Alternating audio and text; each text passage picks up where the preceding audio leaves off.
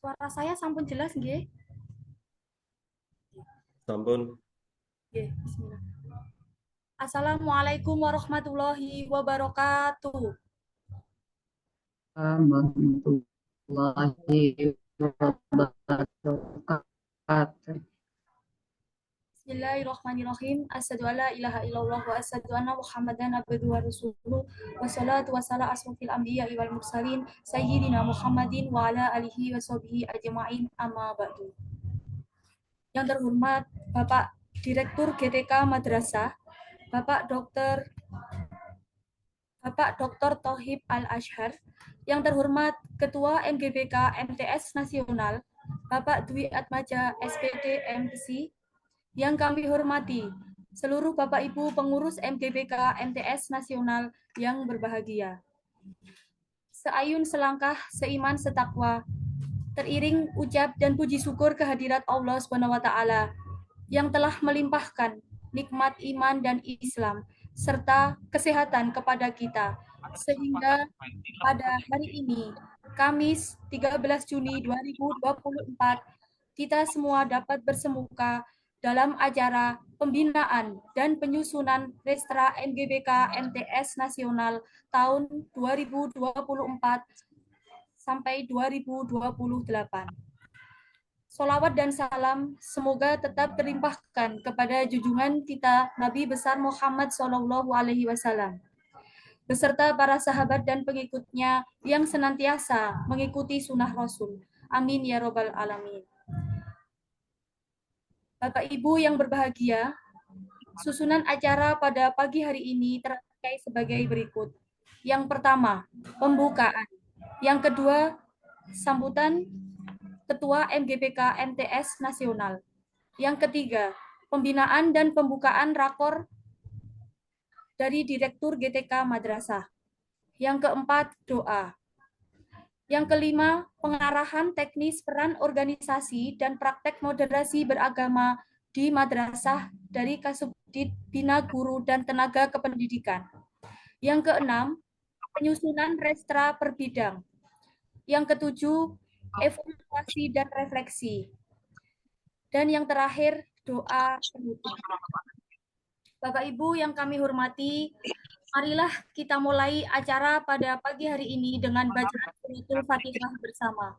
Ilaha diniyah wa ala kulli niyadin sholihah. Al-Fatihah. Nggak ada kayak gini, nggak ada kayak gini sekali. Ya, kepala sekolah masih Amin.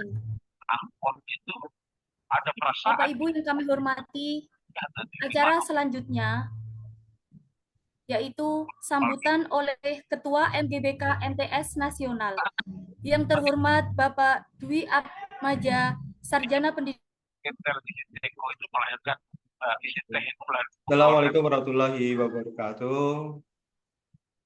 Alhamdulillahirabbil alamin wa bihi nasta'in wa ala umuri dunya waddin wassalatu wassalamu ala musyrafil mursalin wa ala alihi wa washabihi ajma'in amma ba'd. Yang saya hormati pada Bapak Direktur GTK Madrasah, juga Bapak Kasubag, Bapak Kasubdit GTK Madrasah, Bina Guru dan Tenaga Kependidikan, Madrasah Ibtidaiyah dan eh, Madrasah Sanawiyah. Alhamdulillah berkenan hadir Bapak. Mungkin masih di suasana pagi berkaitan dengan sarapan. Kami coba dulu untuk membuka dengan pantun Bapak. Kue lumpur memang kue yang enak luar biasa. Banyak orang yang senang dan menikmati. Kepada Bapak Direktur GTK Madrasah beserta Bapak Kasubdit, kami ucapkan selamat datang dan terima kasih. Alhamdulillah Bapak, anggota kami sudah tersebar dari Sabang sampai Merauke Bapak. Dan insya Allah siap sepenuhnya untuk mendukung program yang dicanangkan oleh GTK Madrasah dalam hal ini khususnya di dalam peningkatan kompetensi keilmuan para guru BK di tingkat madrasah.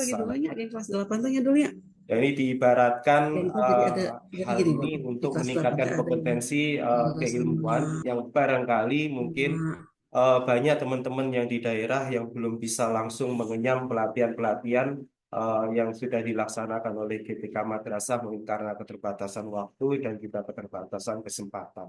Maka dalam hal ini izinkanlah kami dari MGPK MTS Nasional untuk membantu program-program yang dicanangkan oleh GTK Madrasah khususnya di dalam peningkatan kompetensi yang akan datang dan akan kami masukkan di dalam Resta.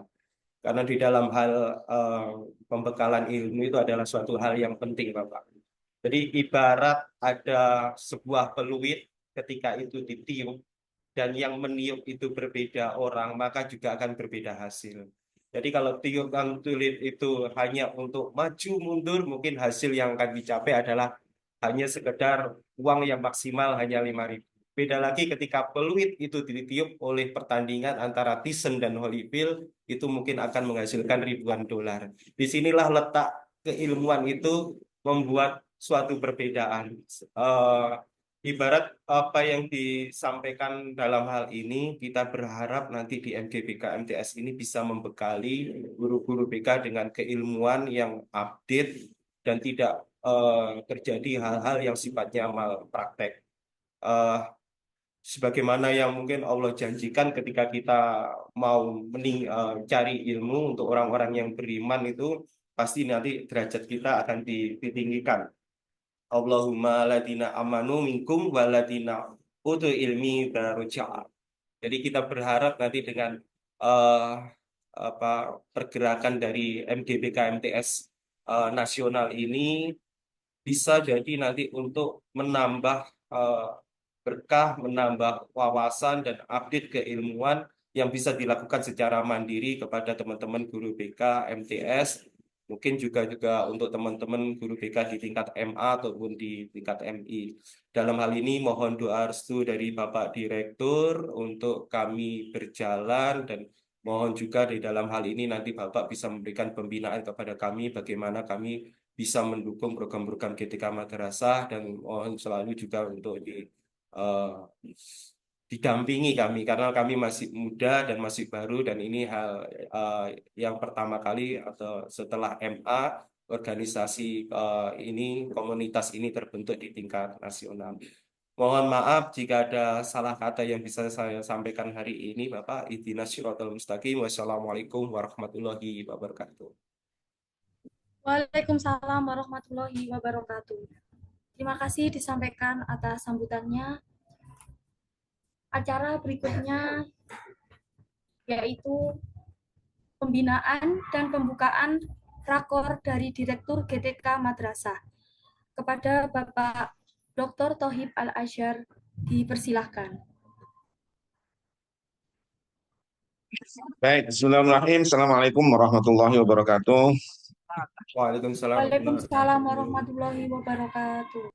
Alhamdulillah, alhamdulillah wa syukurillah, wassalatu wassalamu ala rasulillah wa ala alihi wa sahbihi wa mawala la hawla wa la quwwata illa billah.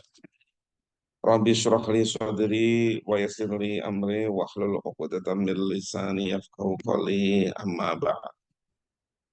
Yang saya hormati Ketua MGBK Bapak Dwi Atmaja. Saya sedang membaca di surat ini, mudah-mudahan nggak salah ya. MPSI, kemudian Ibu Sekretaris, Ibu Nurul Khotimah SPD, yang saya hormati Kasubdit GTK MI MTS, Mas Fakhrul Rozi, dan Bapak Ibu sekalian, para guru bimbingan dan konseling tingkat sanawiyah atau madrasah sanawiyah seluruh Indonesia yang berbahagia.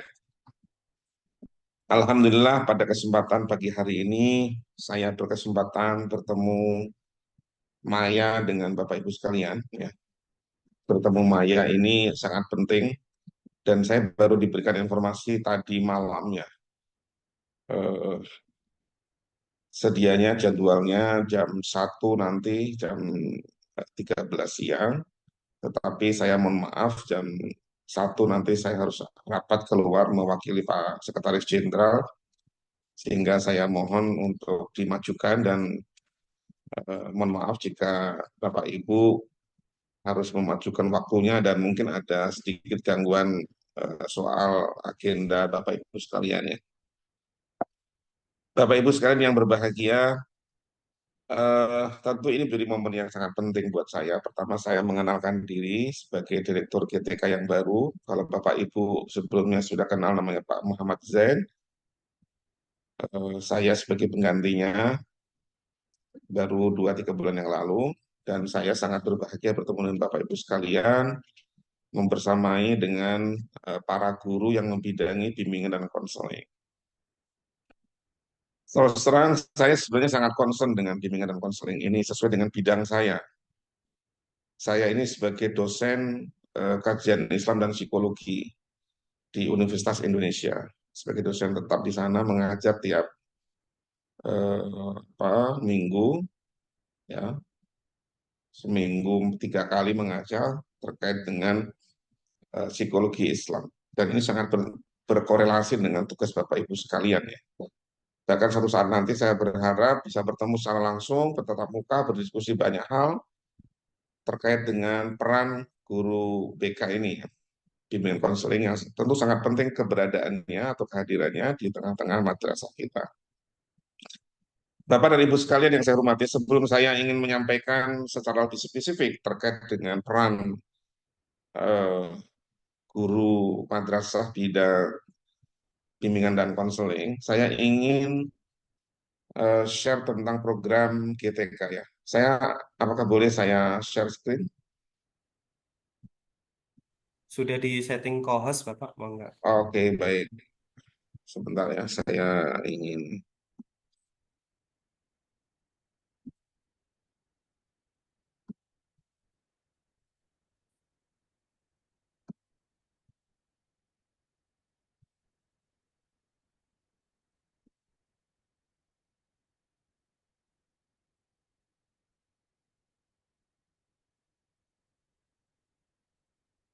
Hmm, Sebentar, ini ternyata filenya itu masih dalam bentuk ini sebentar ya.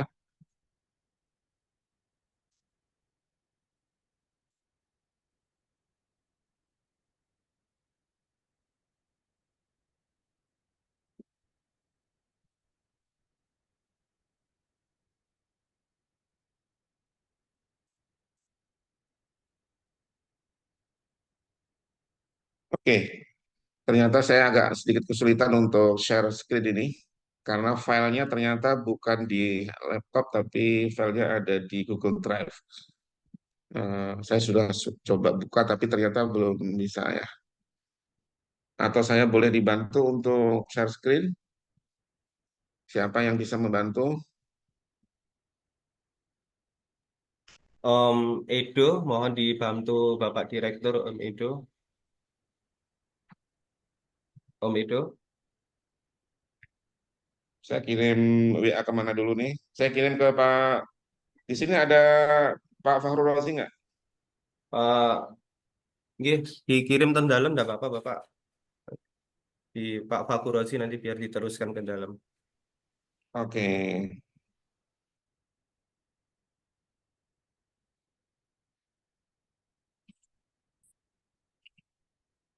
saya sudah kirim ke beliau. Ya segera bisa diperlihatkan. Ya, pertama pada saat saya diberikan kepercayaan untuk memimpin Direktorat GTK, ada beberapa isu yang coba bersama dengan tim untuk kami jadikan sebagai program prioritas di GTK. Yang pertama, saya ingin sampaikan terlebih dahulu sambil menunggu share screen. Yang pertama adalah transformasi digital. Sesuai dengan apa yang menjadi program utama dari Kementerian Agama, dalam hal ini adalah Gus Menteri Agama, Gus Yakub Khalil Qomas, bahwa kami di GTK akan melanjutkan program transformasi digital yang menjadi bagian dari layanan untuk publik, khususnya bagi para guru. Satu hal yang nanti kami akan sajikan adalah sajian data GTK berbasis GIS atau Geographic Information System yang terintegrasi. Jadi selama ini mungkin apa namanya, Bapak Ibu belum tahu atau belum bisa mengakses berapa jumlah guru seluruh Indonesia, berapa jumlah guru di setiap provinsi, guru yang sudah sertifikasi, guru yang belum sertifikasi, yang sudah impasing dan seterusnya. Kemudian ada juga guru berbasis pada mata pelajaran. Itu juga nanti akan kelihatan eh, apa namanya, khususnya ketika ingin mengetahui tentang berapa banyak guru eh, apa namanya, bimbingan konseling di seluruh madrasah Indonesia itu ada berapa banyak, itu nanti akan ketahuan semuanya. Makanya kami nanti akan sediakan sebagai bagian dari upaya kami untuk transformasi digital yang bisa diakses oleh siapa saja. Yang kedua adalah program serial Info GTK yang nanti kami akan menyediakan video-video pendek sebagai bagian dari upaya untuk meningkatkan kompetensi para guru. Termasuk juga nanti kami akan mintakan kepada perkumpulan guru bimbingan konseling ini untuk nanti kami akan buatkan video-video dengan kualitas gambar yang baik untuk bagaimana misalnya teknik konseling yang efektif di madrasah di semua level misalnya gitu ya. Ada persoalan-persoalan anak, ada persoalan anak didik kita yang punya problem psikologis, problem mental, kemudian hal-hal yang berhubungan dengan unsur-unsur spiritual misalnya, itu bisa ditangani dengan cepat, bisa ditangani dengan baik, dan itu bisa divideokan sebagai bagian dari how to atau cara penanganan-penanganan itu yang bisa ditularkan kepada guru-guru yang lain. Dan saya kira forum-forum seperti ini sangat penting untuk mendiskusikan, saling mengupgrade pengetahuan, karena kita semuanya dan kami berharap guru-guru kita itu menjadi pembelajar sejati, tidak pernah berhenti untuk meningkatkan kapasitas setiap waktu. Kemudian kami juga akan nanti menyediakan pengawasan madrasah berbasis digital. Mungkin Bapak Ibu menemukan di lingkungan madrasah masing-masing yang kekurangan pengawas, atau mungkin pola-pola pembinaan yang dilakukan oleh para pengawas itu juga tidak optimal dan seterusnya. Maka kami nanti akan melakukan apa namanya, pengawasan berbasis digital karena ini akan mengurangi gap rasio antara jumlah pengawas dengan jumlah madrasah yang ada. Kemudian untuk tahun depan, ya kami ini tahun sekarang GTK, kepala GTK mana pusat persiapan itu proyek ada persaingan suara ya dengan itu. siapa ini Bapak Ibu, agar di mute terlebih dahulu. Ya, oke, di mute total aja semuanya. Saya mohon supaya nanti kita bisa lebih konsen dalam apa yang saya sampaikan ini. Jadi tahun depan seluruh guru nanti kami akan wajibkan untuk mengikuti peningkatan kompetensi berbasis emosi. Ya. Nanti bekerja sama dengan Pusdiklat Teknis yang nanti di situ ada 2 slot apa namanya, peningkatan kompetensi. Yang pertama adalah slot untuk diklat dengan materi-materi diklat yang berhubungan dengan kompetensi manajerial, kompetensi teknis, dan kompetensi sosiokultural bagi para guru. Dan yang kedua adalah slot untuk pengetahuan umum yang bersifat pedagogik yang berhubungan dengan tugas-tugas guru dan bagaimana meningkatkan kapasitas dan pembelajarannya. Sebagaimana kita ketahui bahwa banyak guru-guru kita di madrasah yang belum memiliki pemahaman yang utuh terkait dengan kurikulum Merdeka, Merdeka Mengajar, Merdeka Belajar, dan ini menjadi sangat penting.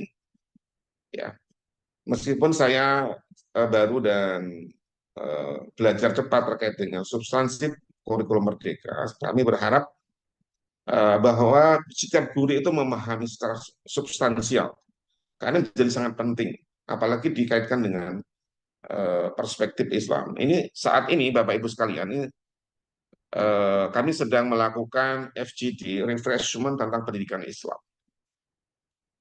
Dan sejak tadi malam itu sudah dibuka dan sudah saya buka dan mendatangkan berbagai tokoh pendidikan, dan hari ini juga menghadirkan tokoh yang menguasai terhadap pendidikan berdasarkan Al-Quran dan sangat penting. Mencoba merefresh tentang bagaimana praktik atau implementasi pendidikan Islam di madrasah. Apakah sudah sesuai dengan yang diidealkan dalam pendidikan Islam atau belum? Bagaimana praktek-praktek pembentukan karakter atau pembinaan karakter siswa atau anak didik itu sudah ideal atau belum? Dan bagaimana caranya kita bisa mempraktekkan pembelajaran pendidikan ala Nabi sehingga kita bisa melahirkan generasi yang hebat, generasi yang unggul. Nah, karena itu program-program yang kami canangkan dengan program prioritas ini nanti kita akan coba satu persatu akan kita urai berbagai persoalan-persoalan dan berbagai hal yang kita ingin coba selesaikan sesuai dengan kapasitas kita sebagai guru. Yang kedua, Bapak Ibu sekalian, teman-teman, yaitu penataan tata kelola administrasi GTK madrasah. Kami ingin sampaikan bahwa ada beberapa guru kita yang mengajukan mutasi dengan berbagai alasan, dan kita juga ingin menata ulang terkait dengan distribusi guru kita. Mungkin sebagian dari madrasah itu kekurangan atau bahkan tidak ada guru BK. Kami menyadari bahwa persebaran, mohon maaf masih ada yang bocor. Ya, mungkin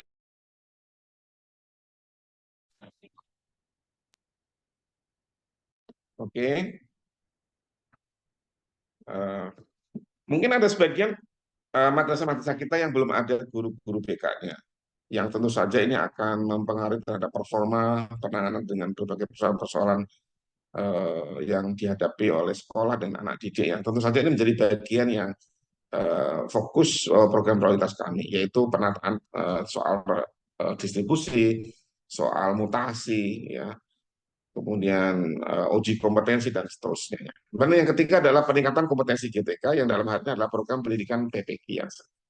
Nah, kami menyadari bahwa masih banyak teman-teman kita, guru-guru kita ya di seluruh Indonesia khususnya yang swasta yang belum bersertifikat atau bersertifikasi.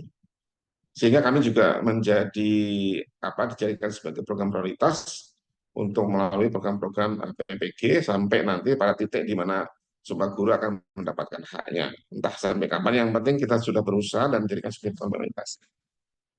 Yang berikutnya, ini kok hilang lagi itu ya, share screen-nya. Yang berikutnya adalah program pengembangan anak usia dini holistik integratif ya. Ini program pengembangan anak usia dini holistik integratif ini memang khusus untuk Rodotul Atfal ya. Tentu mungkin Bapak Ibu tidak terlibat langsung karena ini di level NI, tapi setidaknya nanti bertemu dengan teman-teman yang lain dengan Rodotul Atfal, atau bahkan sebagian juga mungkin ada juga yang sambil mengajar di Rodotul Atfal. Kita ingin menghadirkan pendidikan Rodotul Atfal yang integratif, yang holistik integratif, yang bukan hanya sekedar unsur kognitif semata, ada unsur spiritual dan psikologis, perlindungan secara fisik, kemudian juga penyiapan keterpenuhan terhadap gizi dan lain-lain. Kemudian yang berikutnya adalah program akselerasi wilayah 3T yang selama ini juga kita sudah lakukan, bagaimana kita berperan teman-teman kita masyarakat di wilayah 3T yang perlu sentuhan-sentuhan dengan pendekatan khusus karena mereka tidak memiliki sarana yang memadai sebagaimana kita yang berada di tengah-tengah kota atau di wilayah-wilayah yang mudah dengan berbagai akses ketercukupan kehidupan.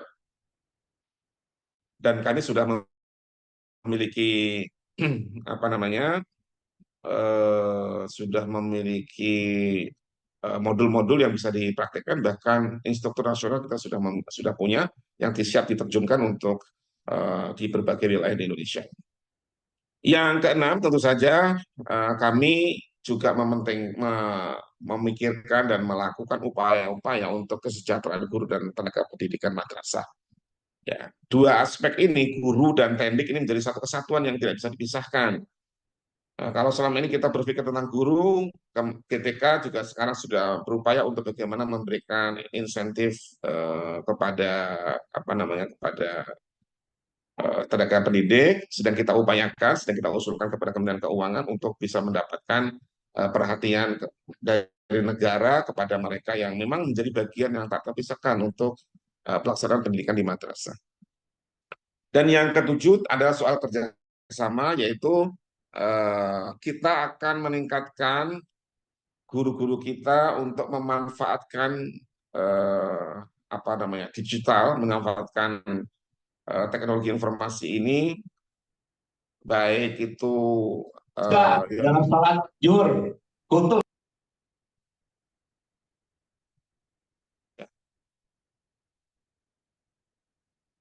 kalau yang agak sulit untuk di mute, mungkin di off-kan dulu aja supaya nggak ganggu konsentrasi ya. Ya mungkin apa sambil ngomong anak atau saya berharap kondisi seperti ini sebenarnya kesempatan yang baik ya buat Bapak Ibu sekalian untuk konsentrasi, tidak dilakukan dengan salah sambilan ya, sehingga kita bisa bermanfaat gitu ya untuk sama.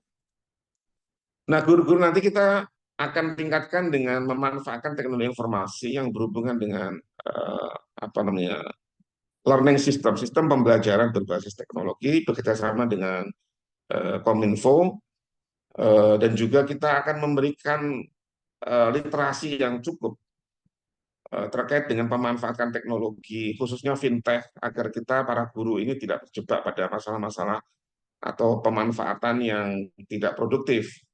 Bahkan kemarin pada saat kami bertemu dengan OJK, banyak guru, bahkan hasil dari sebuah survei yang korban pinjaman online itu ada 47% dari guru.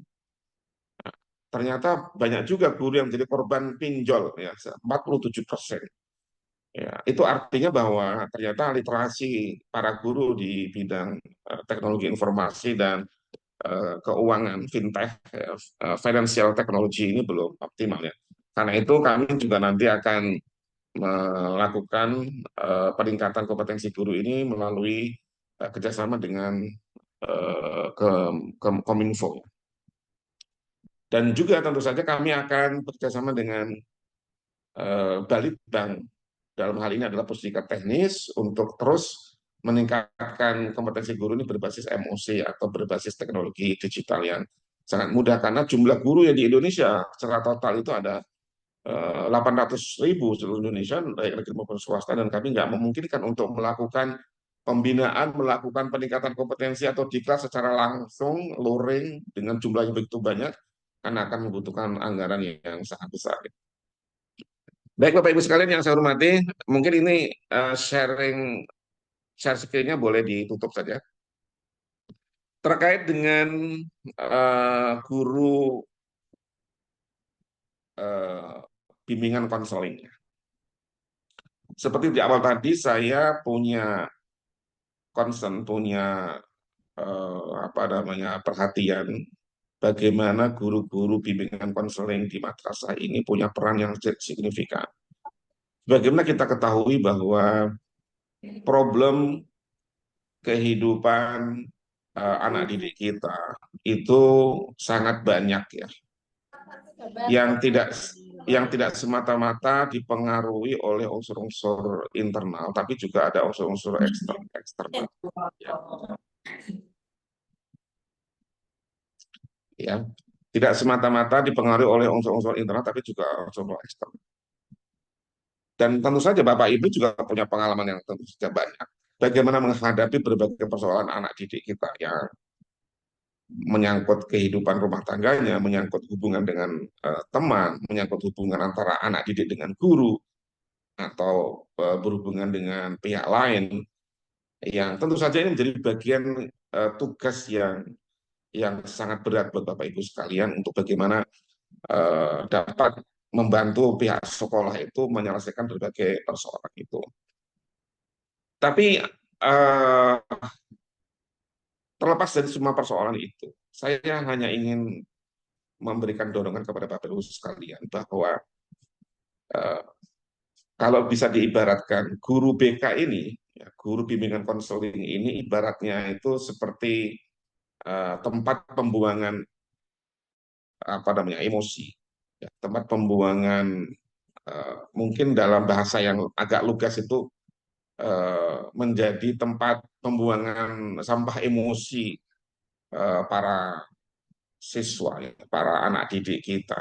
Yang tentu saja itu membutuhkan kemampuan mental, kemampuan bahkan spiritual bagi para guru bimbingan konseling ini untuk bagaimana bisa memberikan feedback, memberikan apa namanya cara yang relevan dan sesuai dengan kebutuhan siswa.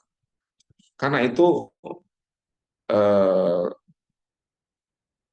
guru bimbingan konseling ini memiliki tempat yang khusus di madrasah. Dia mungkin di lembaga pendidikan yang lain juga sama ya. Ya, karena Bapak Ibu ini sebagai tempat curhat, tempat membuang emosi, tempat membuang sampah-sampah eh, eh, emosi yang kadang-kadang kita sendiri juga punya masalah gitu ya. Kita sendiri punya masalah dan kita harus menyelesaikan masalah. Ya ibarat apa tuh namanya pegadaian ya, menyelesaikan masalah tanpa masalah gitu ya. Jangan sampai kita menyelesaikan masalah dengan menimbulkan masalah yang baru.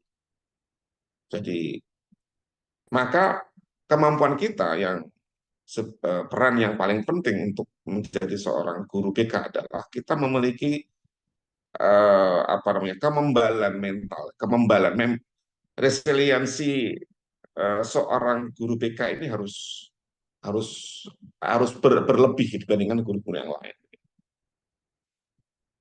Eh, membal itu ibaratnya kalau ada karet, ya, itu pada saat dipantulkan.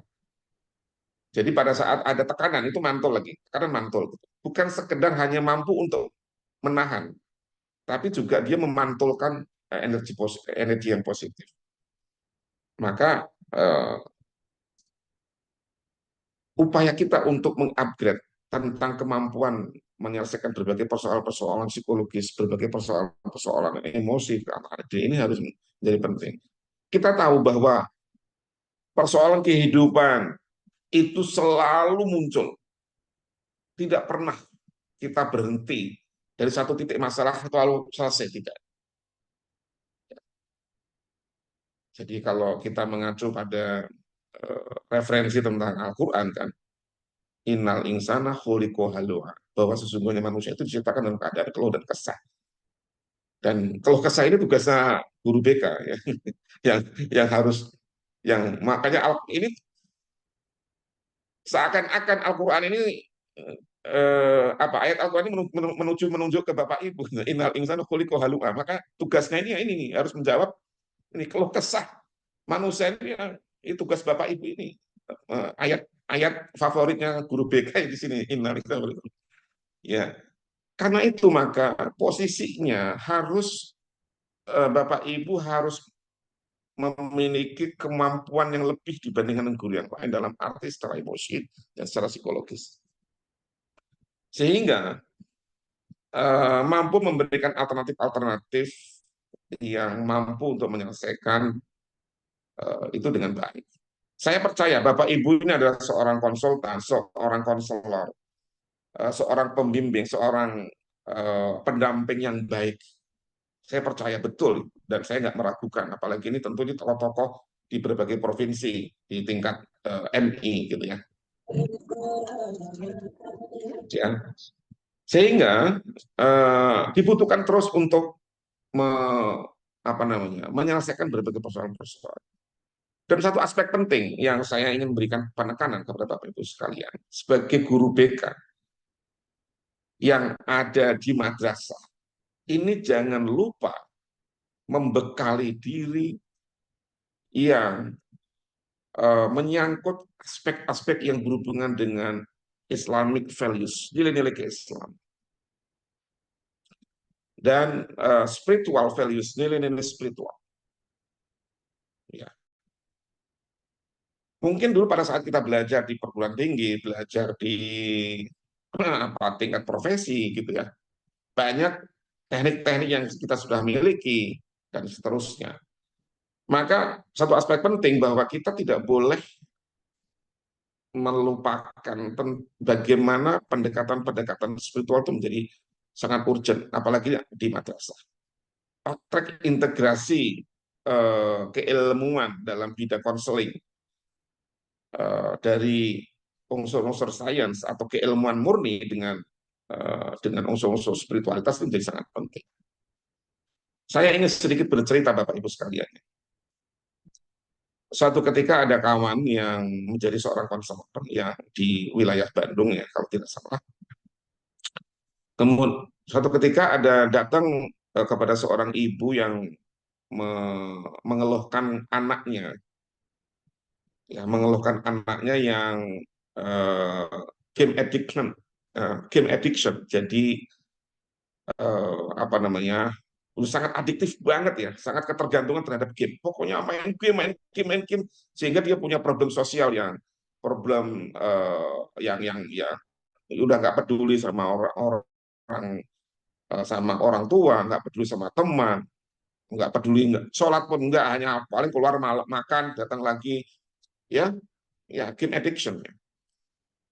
Dan karena dia sudah mengganggu secara psikologis dan tentu saja mengganggu terhadap proses pembelajaran dia. Akhirnya dia datang ke teman saya tadi itu. Dia mengatakan begini, ya dia seorang ustadz tapi juga konselor juga dia.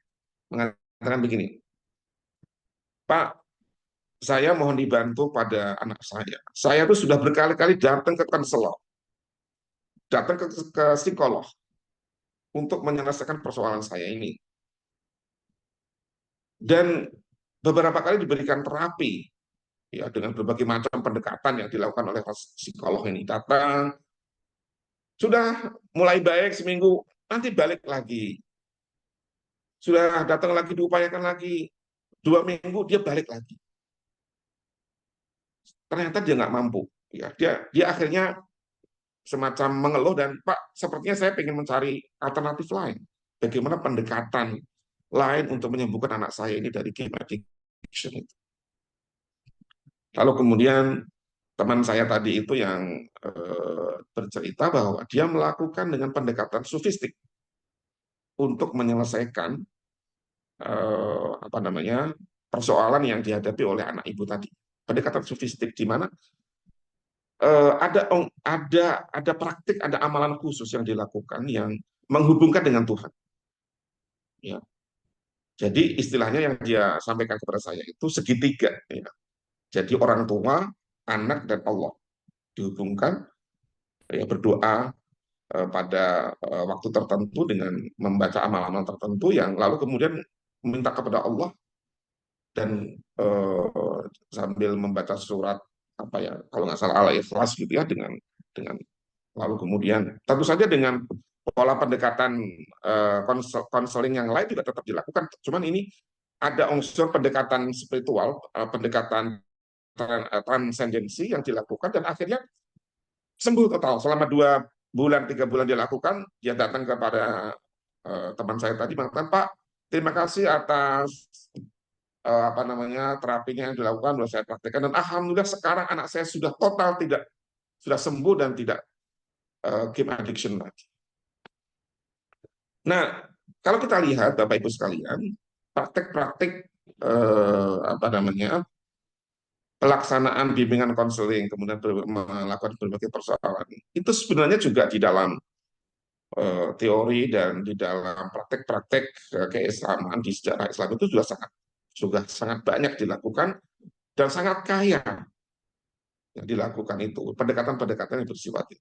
Kita mengenal pendekatan apa disebut dengan teori para sufisme. Sufi itu ada tajribi, irfani, kemudian burhani, kemudian apa satu lagi ya tajribi, burhani, irfani, kemudian satu lagi apa lagi ya? Ada 4 ya cara yang dilakukan oleh mereka yang mampu untuk bagaimana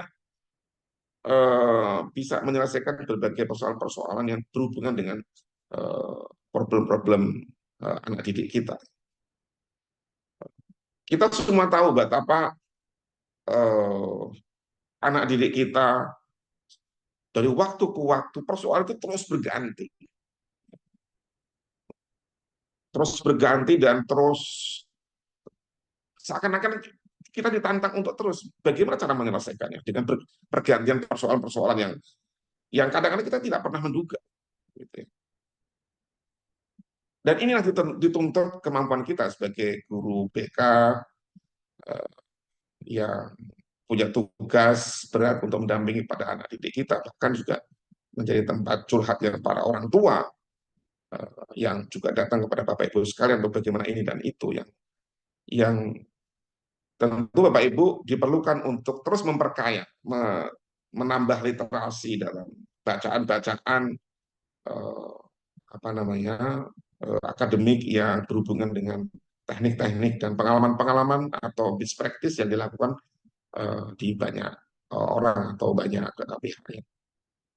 Dan saya kira kalau misalnya guru BK ini nanti suatu saat misalnya ada semacam kajian khusus terkait dengan praktik bimbingan konseling ala sufistik misalnya gitu, nanti kemudian menghadirkan tokoh yang ahli di bidang itu, saya kira itu sangat penting untuk bisa dilakukan untuk memperkaya wacana Bapak Ibu sekalian, sehingga Bapak Ibu semakin memiliki kemampuan yang banyak dalam menjalankan tugas-tugas ini. Dan itu harus membedakan antara guru BK di madrasah dengan guru BK di sekolah. Ya. Saya berkali-kali mengatakan, dan tadi malam juga saya sudah katakan, bahwa madrasah ini harus memiliki ciri khas, memiliki distingsi, memiliki ekselensi dalam proses pembentukan karakter yang khusus. Jangan menjadikan madrasah seperti sekolah. Jangan menyekolahkan madrasah. Saya tanda kutip ya. Jangan menyekolahkan madrasah. Jangan menjadikan sekolah madrasah ya. Jangan menjadikan madrasah seperti sekolah. Enggak. Madrasah itu lahir dari rahim masjid dan pondok pesantren. Yang tentu saja madrasah ini harus memiliki dan mengembangkan pola pembelajaran, pola pendidikan yang menganut tentang yang memiliki unsur-unsur atau nilai-nilai kemasjidan dan nilai-nilai kepesantrenan dan khasanah keislaman. Kita boleh bangga lah para alumni kita, alumni madrasah nanti bisa meneruskan ke SMA unggul atau alumninya nanti pada saat lulus dari MAN unggulan lalu kemudian mampu untuk ke UI, ke UGM, ke perguruan tinggi favorit, kemudian bahkan bisa ke ke Harvard University, ke Canberra University, kemana-mana, boleh gitu. Tapi itu sebagai bonus. Tapi aspek penting yang harus dipegangi oleh madrasah adalah kekhasan, tipologi karakteristik kemadrasahan itu harus diubah. Saya sedang merencanakan untuk membuat sebuah buku ya, hasil dari sebuah diskusi tadi malam dan tadi pagi itu. Saya ingin membuat smart buku yang nanti akan jadi pegangan bagi para guru-guru madrasah, yaitu menjadi guru ala Nabi, ya cara Islam dalam mendidik dan melahirkan generasi hebat. Itu nanti akan jadikan sebagai referensi penting bagaimana guru madrasah ini berperan untuk mendidik karakter anak, mendidik bagaimana para anak didik madrasah ini memiliki kelebihan dibandingkan dengan para siswa-siswa yang ada di sekolah umum gitu ya. Dan karakteristik inilah yang ingin saya coba bangun sesuai dengan konteks pendidikan Islam secara global, secara general, yang nanti akan sangat berpengaruh pada pendekatan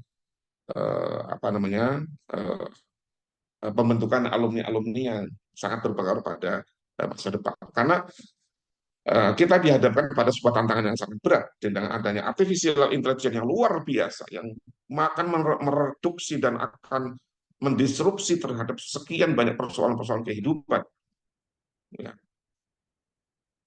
Sehingga afeksi dari anak ini menjadi persoalan yang serius.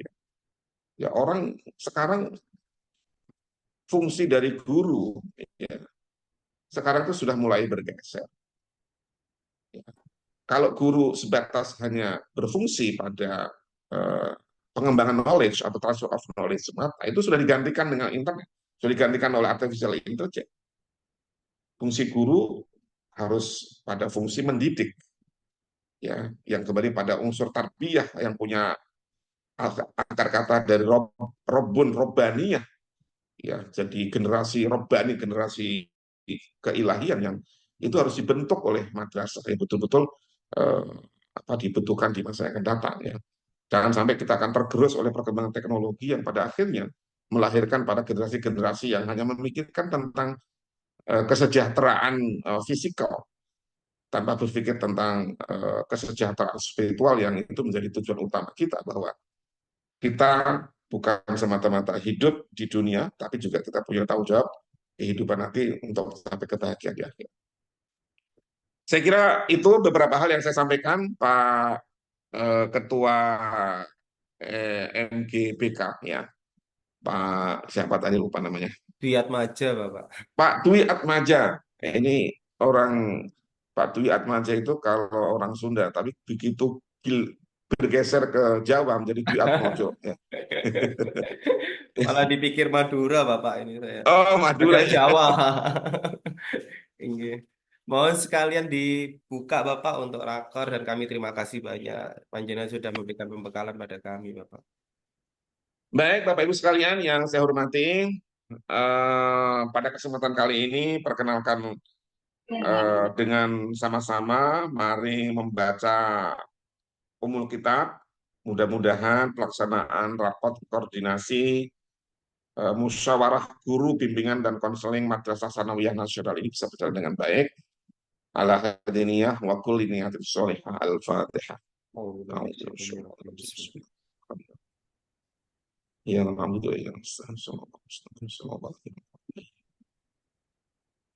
demikian dapat kami sampaikan, mudah-mudahan bermanfaat. Suatu saat nanti kita bisa bertemu secara langsung, kita bisa mendiskusikan banyak hal. Ya. Maka dengan resmi dinyatakan dibuka. Ya. Demikian, wallahu muwaffiq ila aqwamit thoriq. Assalamualaikum warahmatullahi wabarakatuh. Waalaikumsalam warahmatullahi wabarakatuh. Terima kasih Bapak. Terima kasih disampaikan. Mau foto dulu sebelum saya meninggalkan ruangan. Siap. Terima kasih Bapak atas binaannya. Pak Edo disiapkan untuk bareng, foto bareng Pak Edo. Berfoto bareng Pak Edo. Di screenshot Pak Edo.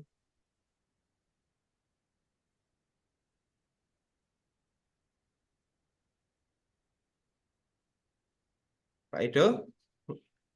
Dihitung. Iya.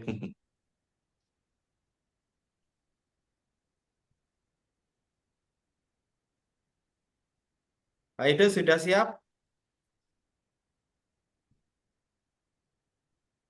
Atau Bu Nurul memotong? Mungkin Pak Edo masih belum ini. Bu Nurul? Bu Novi. Bu Novi mungkin di foto. Oke, Bapak Ibu, monggo bisa di on kameranya, nggih. Ini untuk slide 1. Senyumnya 1, 2, 3. Berikutnya lanjut ke slide kedua. 1, 2, 3.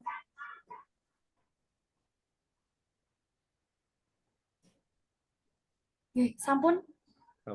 Terima kasih. Bapak, terima kasih banyak atas waktunya untuk kami bersama di sini, Bapak. Sama-sama, makasih semua, sukses selalu ya. Terima kasih atas dedikasinya. Sukses. Assalamualaikum. Waalaikumsalam warahmatullahi wabarakatuh.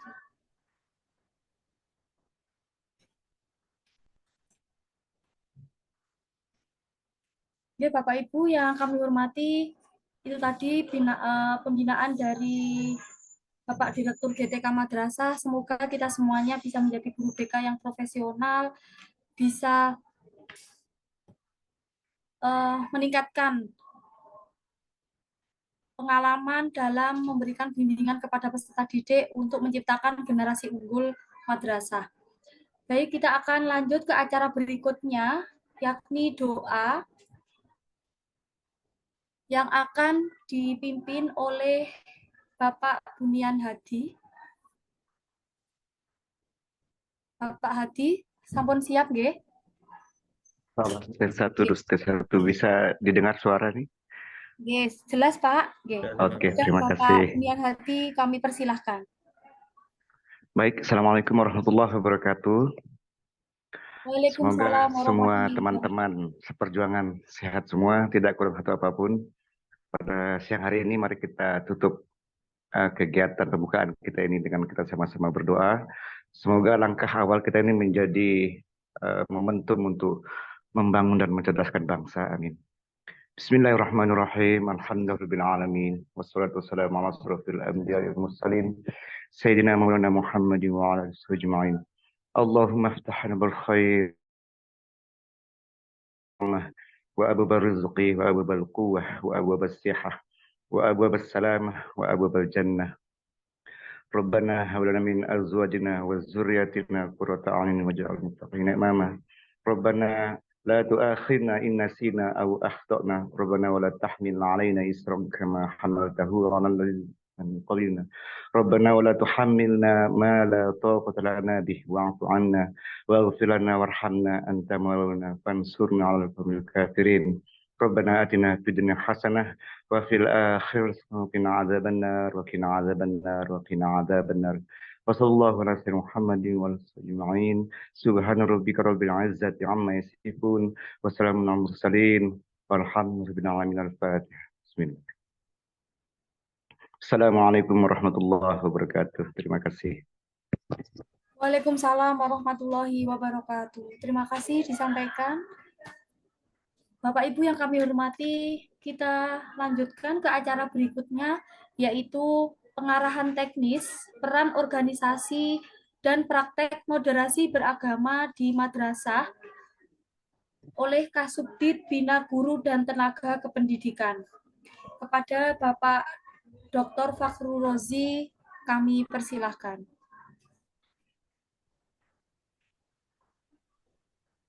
Baik, terima kasih Bu. Ada Pak Dwi enggak ini? Hadir Pak Aja. Kasubdit. Oh, ini Pak Dwi ada saja ini. Luar biasa panjenengan Bapak. Nggih, nggih. Mungkin nggak lama-lama ya, Kang ya, sama Bapak Ibu yang lain ya. Karena kebetulan juga kami ada agenda dengan Pak Tobib ya. Jadi ya hanya sebatas memberikan supporting terhadap Bapak Ibu semuanya sebagai pengurus musyawarah guru bimbingan konseling tingkat MTES senasional. Saya harus ngomong apa Pak Dwi? Dalam Ngomong apa saya ini? Semuanya udah Pak Tobib. mohon untuk pengarahan kami di dalam menjalankan organisasi MGBK MTS nasional ini bisa lancar, terus kemudian juga bermanfaat untuk madrasah dan juga bisa mendukung program dari GTK Madrasah sekaligus juga berguru pada jenengan yang menjadi master trainer untuk moderasi beragama. Biar kami menjadi agen-agen perubahan yang nanti kalau berguru dengan kiai itu kan lebih enak gitu Pak Kasubdit. Itu aja mungkin. Ya, baik. Terima kasih. Assalamualaikum warahmatullahi wabarakatuh. Alhamdulillah wa syukurillah ala ni'matillah wassalatu wassalamu ala rasulillah amma ba'da. Yang saya hormati Pak Direktur Guru dan Tenaga Kependidikan Bapak Dr. Tobib Al-Azhar MSI yang tadi sudah bersama dengan kita. Yang saya hormati Pak Dwi Atmaja selaku Ketua Umum Musyawarah Guru Bimbingan Konseling tingkat MTS se-Indonesia. Yang saya hormati Bapak dan Ibu pengurus baru di Musyawarah Guru Bimbingan Konseling ini yang insya Allah dirahmati oleh Allah Subhanahu wa Ta'ala. Pertama, puji syukur kehadirat Allah Subhanahu wa Ta'ala yang telah melimpahkan kepada kita semua nikmat terutama nikmat sehat, sehingga pada kesempatan hari ini kita bisa berkumpul bersilaturahim untuk berserikat dalam sebuah majelis ilmu yang insya Allah berkah. Salawat dan salam marilah senantiasa kita sanjungan kepada junjungan kita Nabi Muhammad Shallallahu Alaihi Wasallam, kepada sahabatnya, keluarganya, tabiin, tabiin, dan kita sebagai umatnya semoga senantiasa istiqomah mengikuti ajarannya dan mengamalkan ajaran yang sudah disampaikan kepada kita semua, dan nanti di yaumul qiyamah memperoleh syafaatnya dan menjadi orang-orang yang berbahagia di akhirat nanti. Amin Allahumma amin. Pak Ketua dan Bapak Ibu yang saya hormati, izin saya istilahnya berbagi informasi lah ya terkait dengan apa yang akan menjadi langkah Bapak dan Ibu semuanya untuk membentuk sebuah organisasi profesi yang menurut saya itu sangat bagus sekali ya, karena organisasi profesi itu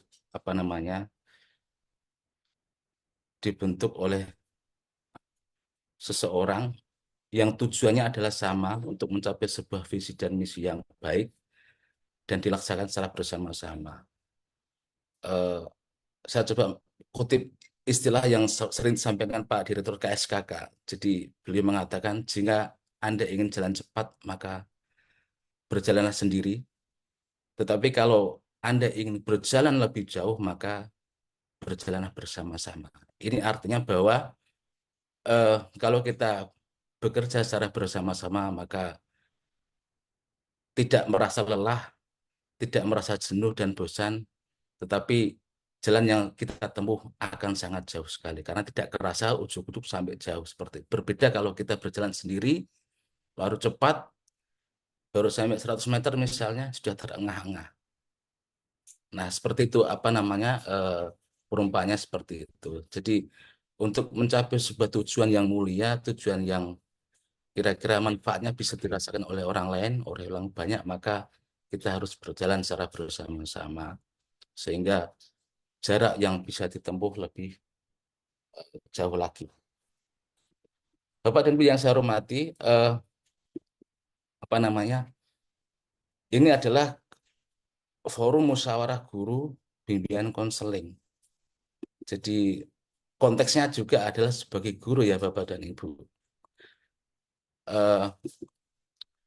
Organisasi yang baru ini kalau kemarin saya diinformasikan oleh Pak Dwi bahwa kita akan menyusun rencana strategis di forum ini, maka mungkin dalam menyusun renstra atau program kerja di musyawarah guru BK ini, menurut hemat saya, jadi saya menyampaikan apa yang seringkali disampaikan oleh Pak Dirjen Pendis, bahwa di dalam menyusun program atau rencana strategis itu setidaknya ada menurut teori modern tentang manajemen, beliau mengatakan SMART. SMART itu akronim dari beberapa kepanjangan nanti yang bisa saya sampaikan nanti. Pertama SMART, jadi SMART. SMART itu S-nya mungkin bisa dipanjangkan spesifik.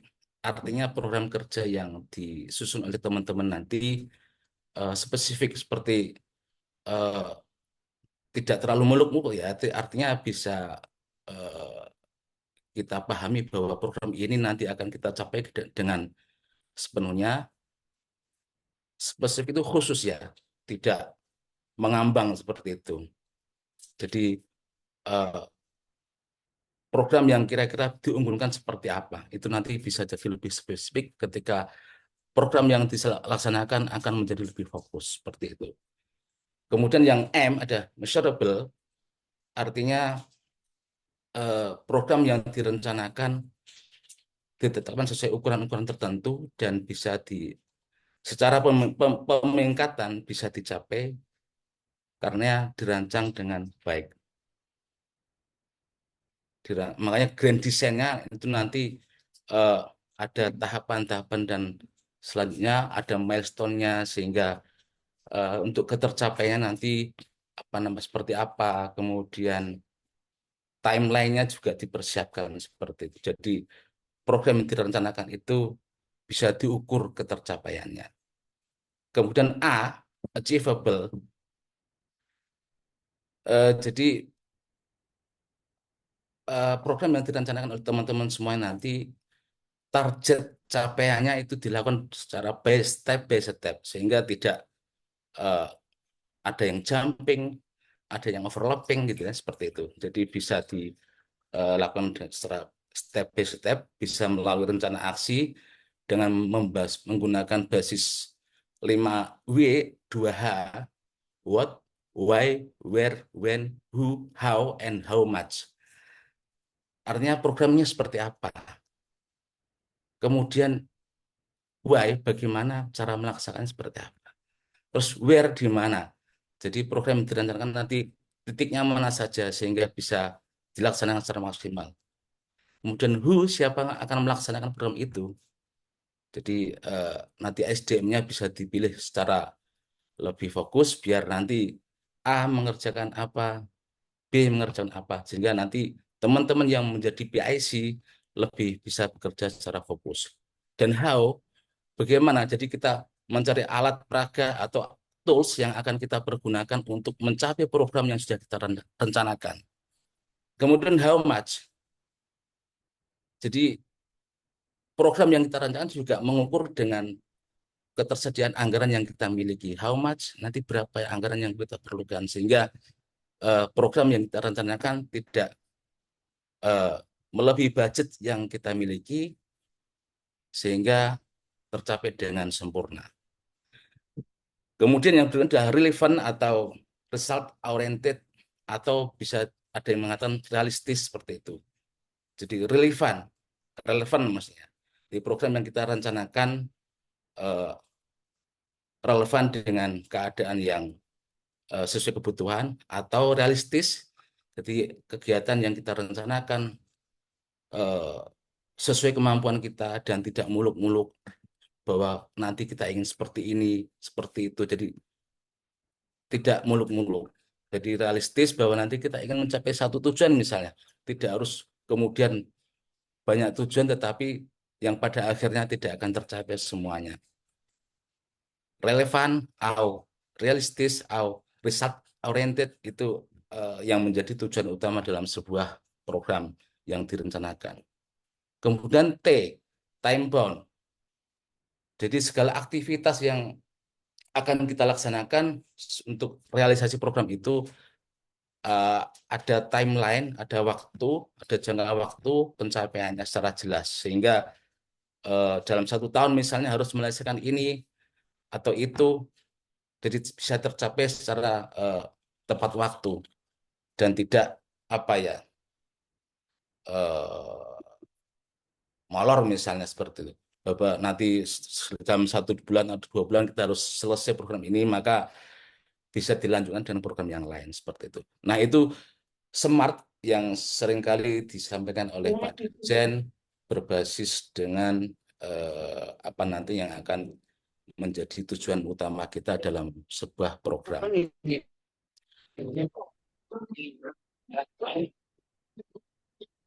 Bapak dan Ibu yang saya hormati, dalam konteks bimbingan konseling, jadi Ibu, Bapak adalah seorang guru ya. Jadi seperti yang sampaikan Pak Tobib tadi, guru itu merupakan sentral dari keberhasilan sebuah program pembelajaran. Kalau kita melihat tujuan daripada pendidikan nasional adalah ingin membentuk apa namanya potensi peserta didik menjadi orang yang beriman, menjadi orang yang bertakwa kepada Allah Subhanahu wa taala, ingin mencetak peserta didik yang berkarakter, memiliki akhlak mulia, mandiri, berkreasi dan lain sebagainya yang menurut saya itu adalah sebuah tujuan pendidikan yang sangat ideal ya Bapak dan Ibu.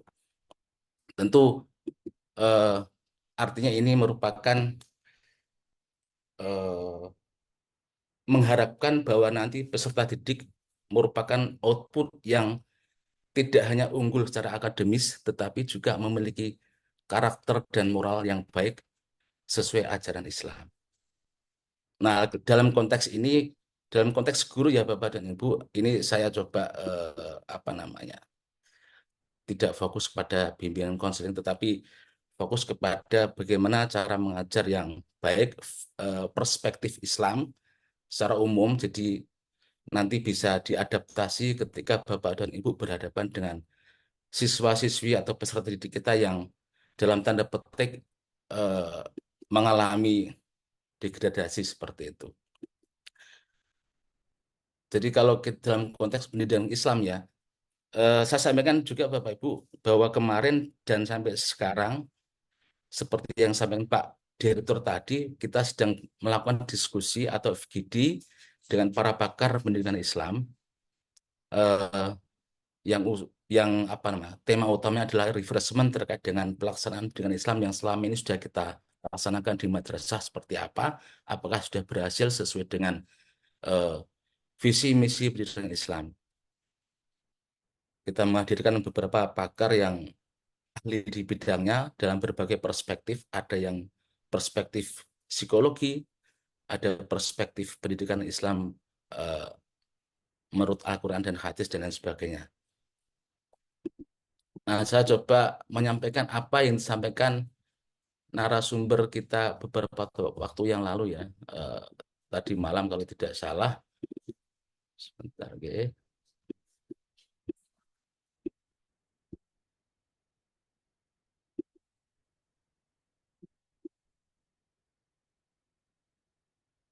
Jadi kenapa proses pendidikan yang dilakukan oleh Nabi Muhammad waktu itu ya, Nabi Muhammad itu ya diutus sebagai nabi, tidak hanya sebagai nabi, tetapi juga sebagai muallim, sebagai mudarris kepada umatnya. Bahwa pertama beliau dalam konsep pengajarannya itu eh, melalui metode mengajar dengan keteladanan. Bahwa Rasulullah itu merupakan personifikasi orang yang sempurna di dalam eh, tengah-tengah kita, bahwa makanya segala gerak-gerik, segala apa yang dilakukan oleh Rasulullah itu merupakan sebuah teladan yang patut, yang bisa dijadikan acuan sebagai sebuah pembelajaran. Nah, ketika misalnya Rasul dalam konteks memberikan keteladanan, maka ketika beliau berbuat yang pertama kali dilakukan adalah memberikan teladan, maka eh, beliau melakukan hal-hal yang baik dan meninggalkan hal-hal yang tidak baik seperti itu. Jadi ini menjadi teladan bagi peserta didik kita bahwa biasanya ucapan itu bahwa biasanya hal atau perilaku itu lebih membekas daripada ucapan.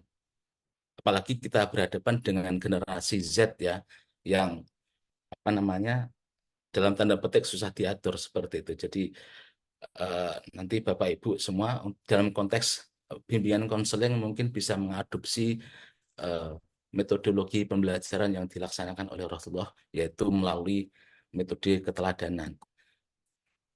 Kemudian yang kedua, berikutnya kenapa Rasulullah dalam eh, menyampaikan ilmunya itu berhasil, pertama, yang kedua adalah mengajar secara bertahap. Jadi step by step, jadi ilmu yang disampaikan tidak secara serta-merta diberikan secara langsung secara keseluruhan, tetapi step by step. Jadi tidak, kalau kita praktekkan di dalam bimbingan konseling itu, misalnya kita sedang menangani kasus ya, tidak secara serta-merta kita sampaikan secara keseluruhan. Tapi step by step sampai kemudian si eh, peserta didik kita itu yang mengalami kendala bisa paham betul pertama, terus kedua, dan selanjutnya seperti itu, sehingga eh, bisa tersampaikan secara sepenuhnya apa yang menjadi tujuan daripada pembelajaran itu. Nah, kemudian yang ketiga, kenapa pembelajaran yang disampaikan Nabi sangat bagus dan berhasil. Yang ketiga adalah beliau memperhatikan keseimbangan dan menghindari kebosanan. Jadi beliau paham betul kondisi atau situasi pembelajar yang sedang dilaksanakan, bisa memahami karakter si peserta didik, apakah bosan atau sudah tidak ada fokus tertentu gitu ya. Jadi bagaimana kalau kata Pak Dwi itu ada ice breakingnya seperti ya ketika mengikuti TOT. Jadi ada saat-saat tertentu untuk melakukan relaksasi sehingga proses pembelajaran menjadi lebih tidak membosankan ya. Jadi ada waktu-waktu tertentu yang dilakukan oleh Bapak Ibu sebagai pengajar, ada relaksasi tertentu sehingga berikutnya setelah rileks, setelah peserta didik kita itu merasa happy, maka dilanjutkan kepada pembelajaran yang lebih lanjut.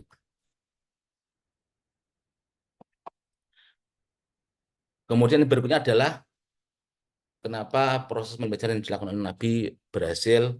Beliau menggunakan juga metode dialog dan tanya jawab. Nah, ini juga bisa memantik peserta didik kita untuk bisa mengekspresikan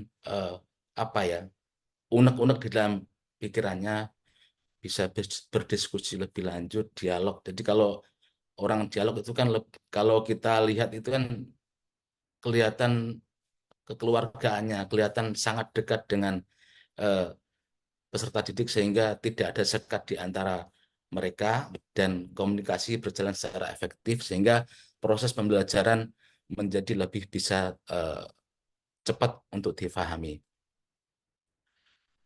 Misalnya beliau pernah berkata kepada sahabatnya, seperti misalnya begini, apakah kalau orang mandi 5 kali sehari, kotoran kita bisa bersih? Nah, itu kan sebuah dialog seperti itu. Dan para sahabat menjawabnya,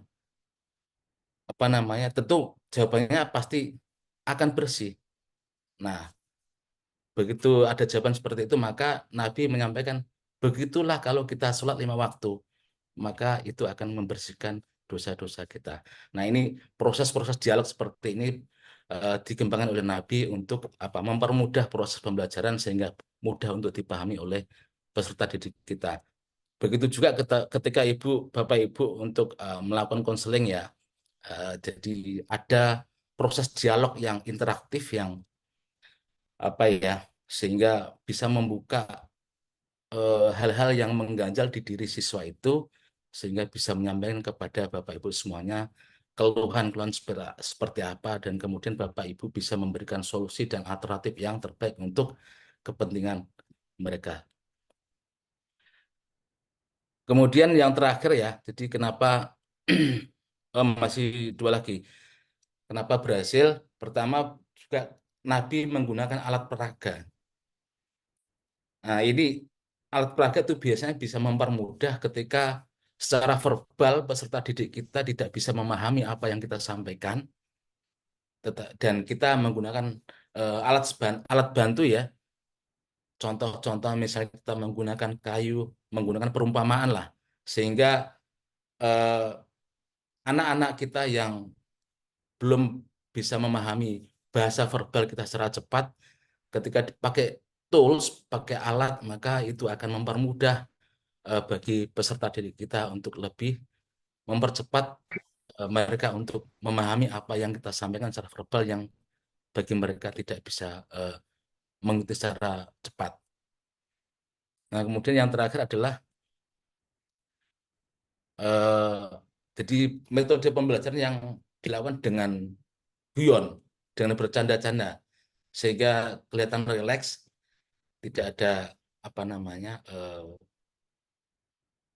bisa menyegarkan kembali pikiran mereka. Kita guyon, padahal di dalam guyonan kita itu tersebut ada hikmah tertentu terkait dengan proses pembelajaran yang kita sampaikan, sehingga secara tidak langsung peserta bisa mencerna apa yang kita sampaikan dengan cara yang lebih rileks. Jadi nggak sepaneng, tidak serius, dan tidak seperti ketika kita melakukan training ya.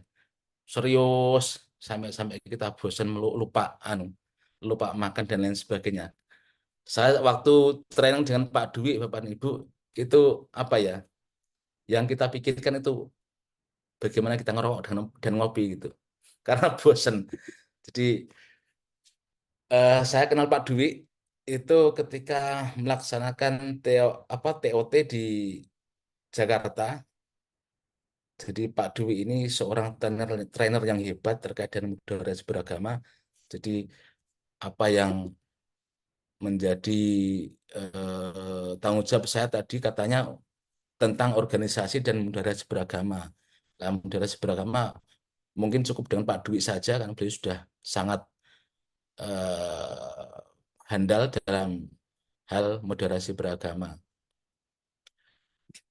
Kemudian apalagi Bapak dan Ibu. Nah, tadi metodologi pembelajaran yang dilaksanakan oleh Nabi mungkin bisa diadaptasi oleh Bapak dan Ibu ketika eh, menghadapi persoalan-persoalan yang dihadapi oleh anak-anak kita eh, untuk ketika melakukan konseling. Jadi gitu ya Bapak dan Ibu yang bisa saya sampaikan untuk memastikan bahwa program kerja yang akan Bapak Ibu susun dalam Renstra MGBK ini di tahun 2024 ini ya bisa memperhatikan eh, teori manajemen modern tadi SMART, yaitu specific, measurable, achievable, relevant, atau realistis, dan time bound. Jadi insya Allah dengan mengacu 5 tadi, insya Allah program yang Bapak Ibu rencanakan bisa tercapai dengan sesuai harapan lah. Seperti itu Bapak dan Ibu ya yang bisa saya sampaikan untuk berbagi informasi. Mudah-mudahan ada manfaatnya dan eh, harapan kami di GTK ya, program yang Bapak Ibu laksanakan sukses dan mencapai hasil terbaik seperti itu. Amin, amin. Wallahu muwaffiq ila aqwamit thoriq. Wassalamualaikum warahmatullahi wabarakatuh.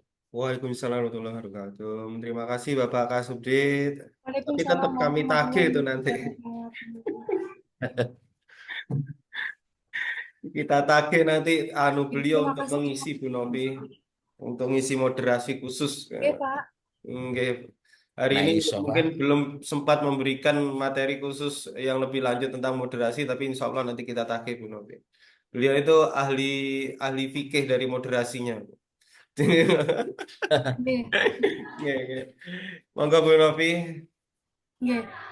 Terima kasih Bapak atas pengarahannya, sangat bermanfaat untuk kami. Semoga kedepannya kami bisa menyusun program dengan smart, bisa melaksanakan tugas dengan baik. Baik, Amin. Bapak Ibu yang kami hormati, kita lanjutkan acara berikutnya, yaitu penyusunan Renstra per bidang yang akan dipandu oleh Ibu Nurul Khotimah, Sarjana Pendidikan. Bu Novi, mohon maaf, Nggih. foto bersama dulu sama beliau. Nggih. Nggih. Ya, sebelum kita Bapak Ibu lanjutkan, mohon dinyalakan ininya apa kameranya. Nggih. Foto bersama dengan Bapak komite. Nah, Komite barang lah. Di sini? nggih, Sini siapa? Bapak Ibu di-on-kan kameranya. Kita akan foto bersama untuk slide yang pertama.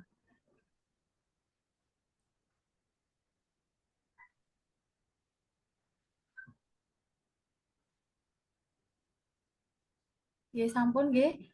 1 untuk slide pertama, 1, 2, 3.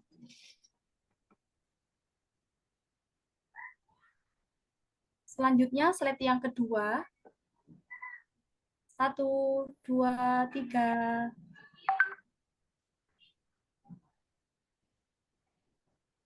Nggih, sampun Bapak. Oke. Bapak Kasudit, kalau mau menemani kami monggo, kalau Bapak mau menjalankan tugas lagi nggih monggo. Jadi kita terima kasih banyak pada panjenengan. Nanti kita mau melangkah ke sesi yang selanjutnya, Bapak. Nggih, saya izin Pak Dwi nggih, Bu Novi nggih. Nggih, terima kasih Bapak. Terima kasih. Assalamualaikum. Waalaikumsalam warahmatullahi wabarakatuh. Terima kasih Bapak Kasudit. Luar biasa panjenengan sudah memberikan support untuk kami semuanya. Nggih. Monggo Bapak kalau mau Nggih, nggih. melanjutkan ke aktivitasnya. Terima kasih Bapak. Nggih. Bu Iki kita Novita usul nggih karena sekarang sudah memasuki waktu sholat sholat duhur. dulu, nggih. Kita pending dulu 20 menit nggih, 20 menit atau setengah jam. Nanti kita masuk lagi ke Zoom. Nggih, untuk isoma mungkin 30 menit cukup nggih. 30 menit. Nggih, 30 menit nggih. Nanti jam setengah 1 kita kembali lagi nggih Bapak Ibu.